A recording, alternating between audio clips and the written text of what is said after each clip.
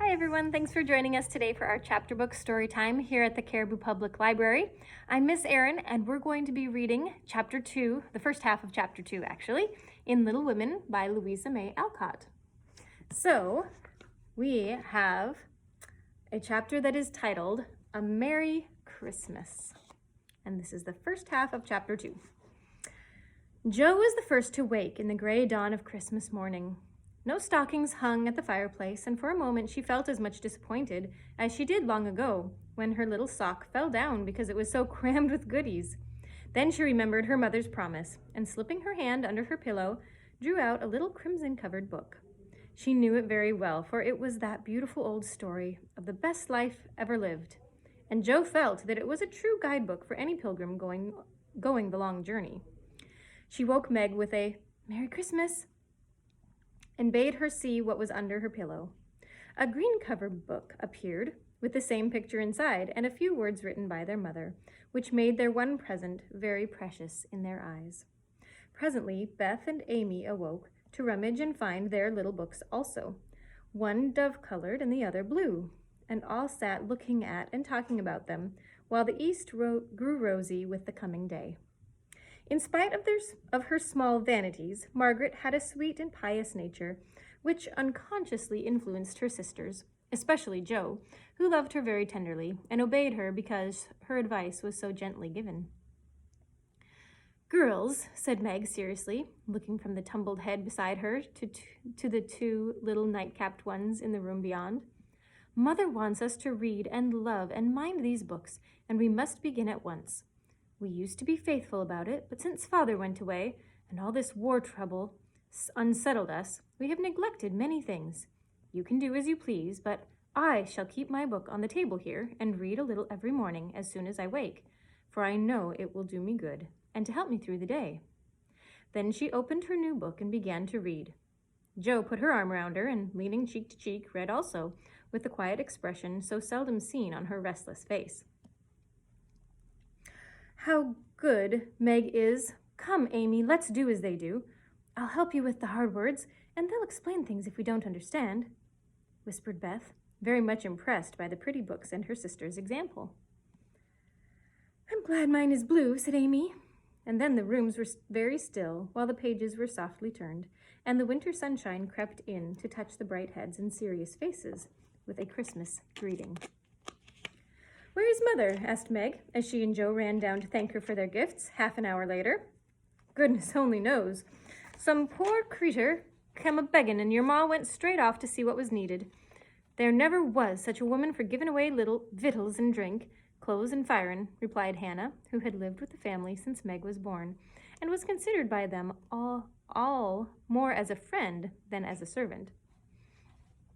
"She'll be back soon, I guess, so do your cakes and have everything ready," said Meg, looking over the presents, which were collected in a basket and kept under the sofa, ready to be produced at the proper time. "Why, where is Amy's bottle of cologne?" she added, as the little flask did not appear.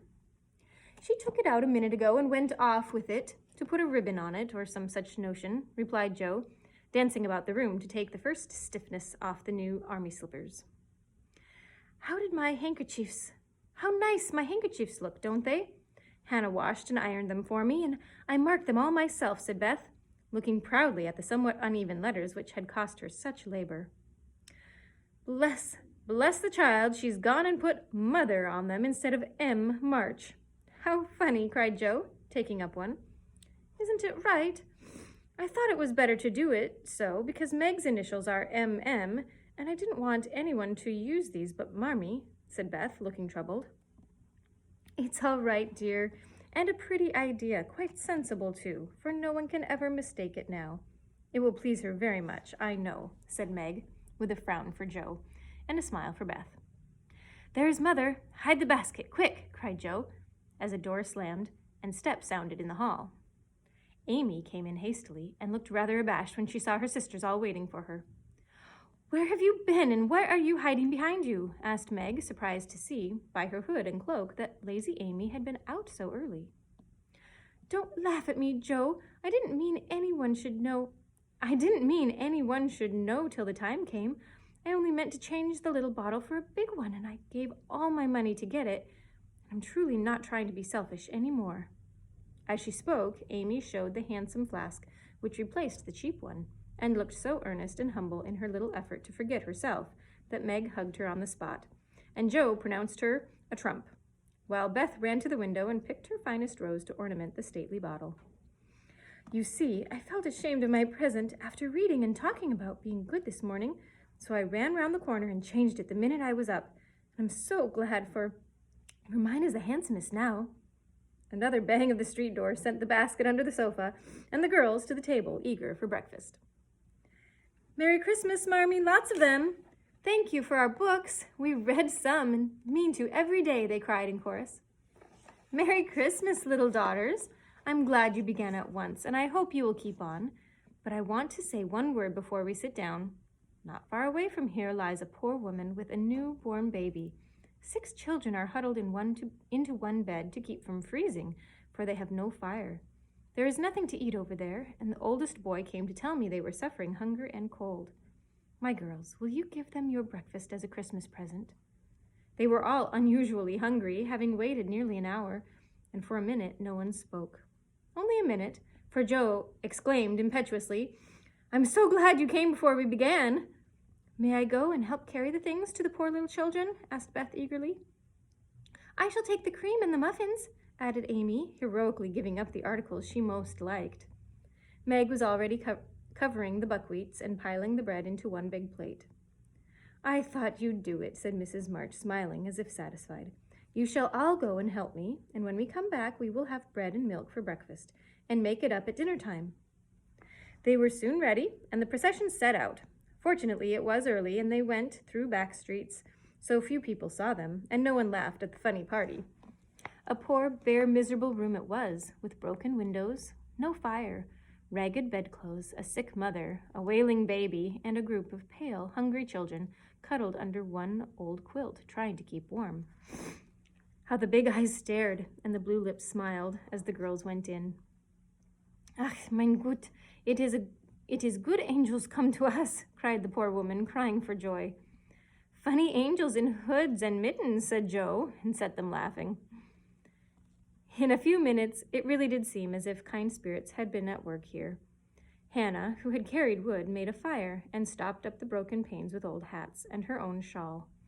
Mrs. March gave the mother tea and gruel and comforted her with promises of help, while she dressed the little baby as tenderly as if it had been her own. The girls, meantime, spread the table, set the children around the fire, and fed them like so many hungry birds, laughing, talking, and even trying to understand the funny broken English. "That is good, dear Angelkinder," cried the poor things.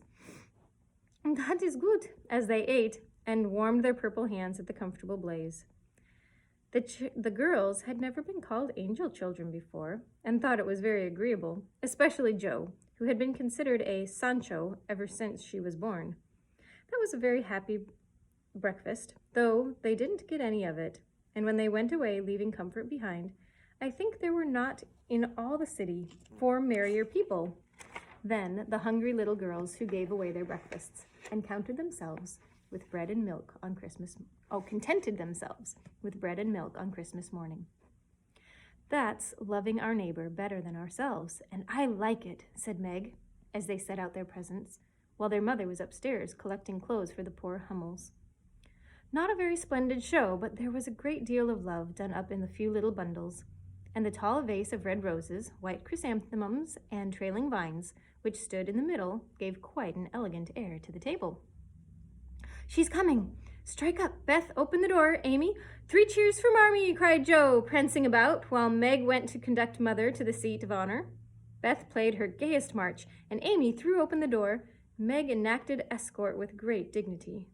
Mrs. March was both surprised and touched, and smiled with her eyes full as she examined her presents and read the little notes which accompanied them.